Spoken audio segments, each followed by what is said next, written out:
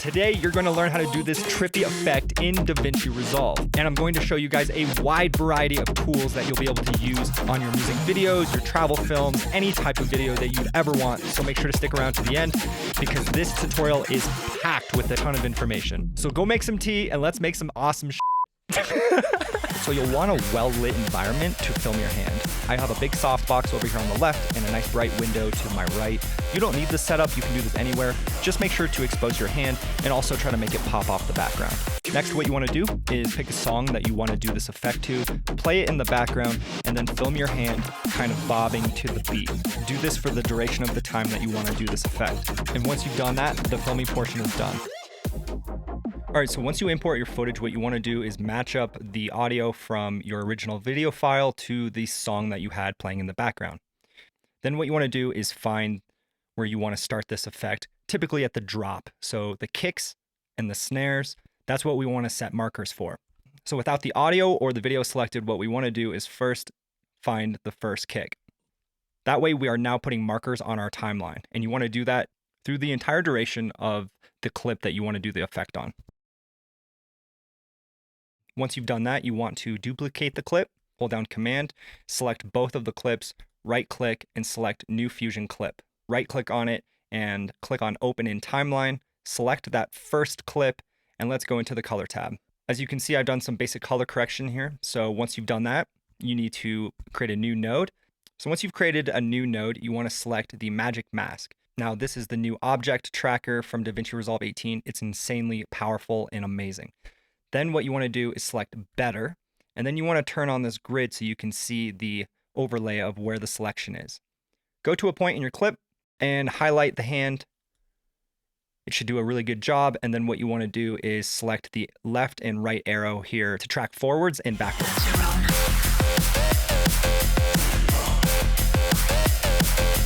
Then once the track is complete, you want to right-click here in the node viewer, select Add Alpha Output, and then you want to connect the blue output of the Magic Mask into the new alpha output.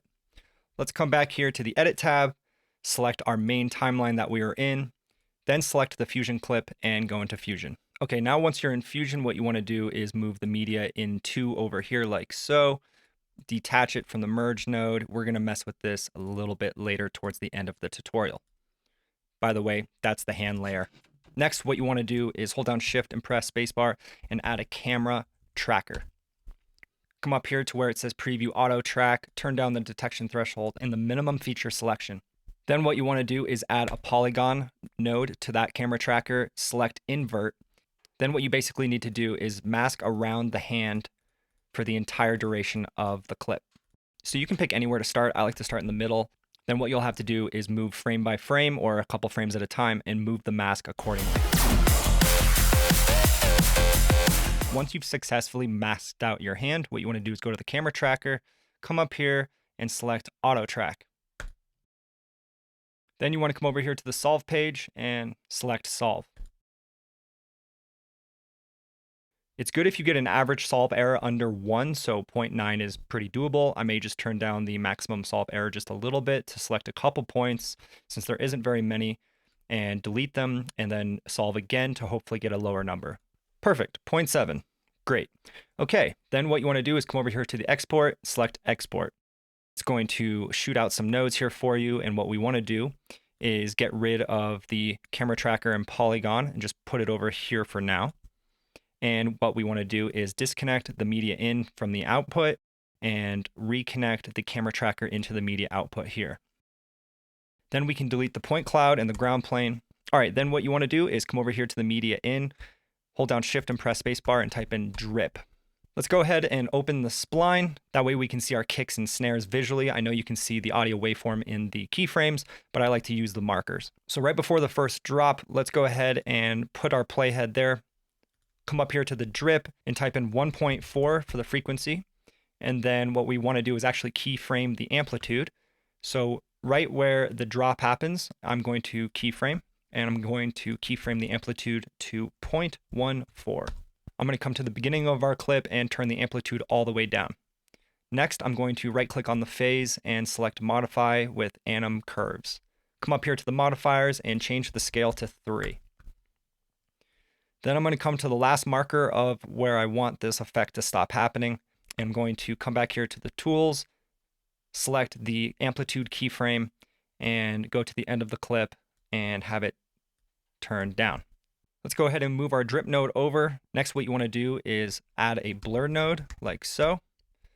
Go ahead and add the media in to the blur node, and then select the blur node and add a Colorama tool.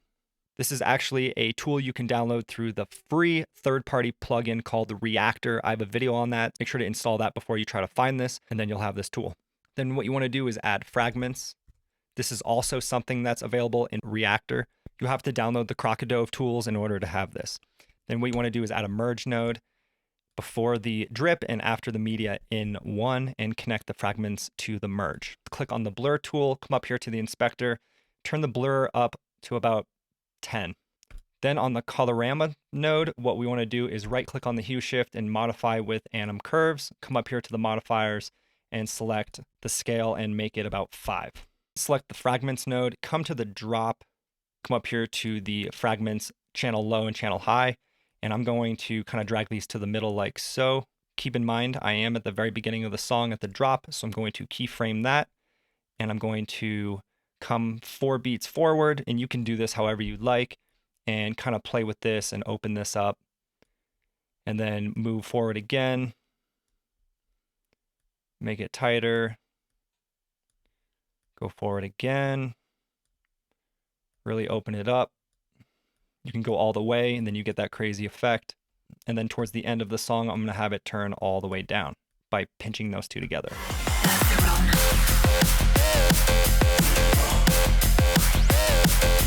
If you want to, in your splines, you can select this little arrow icon, select all the points that you just created, push F on your keyboard to fade them all, and that'll kind of give a more smoother effect throughout the entire clip. Now let's get back to our camera tracker node where we did some camera tracking. Select anywhere in the node graph, and then come up here to this little icon where it says image plane. Go ahead and click on that and attach that to the Merge 3D. Then what you're going to need to do is find some stock footage of a shockwave effect. There's plenty of them online, and select your media pool and drag in one of those shockwave clips. Go ahead and attach it to the image plane. Sometimes they come as an alpha, sometimes they don't, and if they don't, they're going to have a black background. So in order to get rid of that, you want to select your image plane, come up here to the inspector, select material, drag the alpha all the way down to 0, and type in 0.01. Then go ahead and select the transform and bring it up a little closer to the camera. You can see we're kind of moving it in 3D space by adjusting the X, Y, and Z axis. Then also what we want to do is turn up the scale quite a bit, kind of get it more centered. Then you want to select your spline, come to the very beginning where that first marker is, where you want this shockwave to happen. And you can see this is on frame 37, so select the media in 3. Come up here to where you see 0, type in 37, click anywhere. It will automatically trim the clip, so you need to turn this trim down. Copy and paste the image plane, connect it to the Merge 3D, and move the Z-axis just a little bit so this shockwave is not exactly in the same spot as the previous one. Drag a new shockwave in, or the same one, connect it to the image plane, and find the second marker that we created. That's frame 61.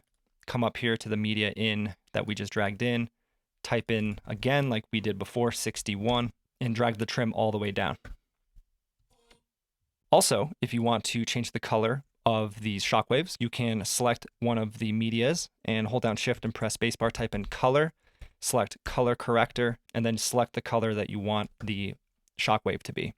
And you can copy and paste color correctors, hold down Shift, and kind of just drag them and connect them in between each of these, and select different colors as you go throughout the drop. Then repeat that for every single marker that you have here. So then, once you've done that, what you can do is just continue that exact same process for every single marker here.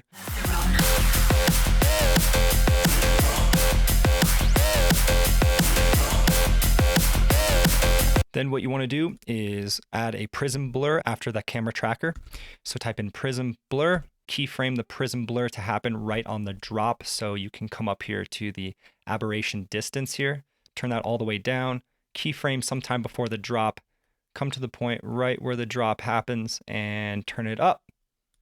And then come to the end of the clip, Same exact thing. You want to come to the point where you want it to kind of start to fade, keyframe a point, and then come to a point where you want it to be 0. So that could be right about there. Remember the top layer of our hand that I said in the very beginning to put over to the side for now? Let's go ahead and add this merge node into the node tree here towards the end. Then connect that top layer to the merge node like so. Then let's go ahead and add a displace node in between the media and the merge node, and then also add a fast noise to the displace node. Then move your playhead to the beginning somewhere where the drop is, select the fast noise and turn up the detail and the contrast just a little bit. Then if you actually zoom in and look at the hand, you can see what these settings are really doing. So if I change the scale, kind of gives it like that wavy effect, which is really trippy and really cool. And then as far as the displace node, what you can do is turn up the refraction strength and get really crazy with it. But I'm just going to keep the refraction strength like this just to show you guys the example. You can keyframe any of this. So let's go ahead and select the fast noise, turn the scale down to 0, select the keyframe and basically where that first drop happens. Let's go ahead and turn up the scale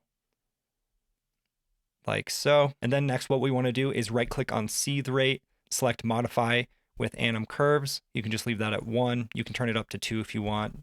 Just kind of creates more variation when you do turn it up. And then towards the end, again, we want the effect of this displace to not really have any effect. So what we're going to do is come to the point right where it's kind of like fading out and select the tools, keyframe the scale once again, and just turn it down. Ladies and gentlemen, that is how you do this absurd, trippy effect in Davinci Resolve 18. If you found this video helpful, smash that like button, subscribe, binge watch all my videos. I would greatly appreciate it. Until next time, have a good one, and I'll see you guys in my next video. Oh man, it's been way too long since I've made videos. What am I doing? Jurassic Park is gonna be coming out. It's sick. Fun fact, Jurassic Park is one of my favorite films of all time. The original Jurassic Park. All right, I'm done.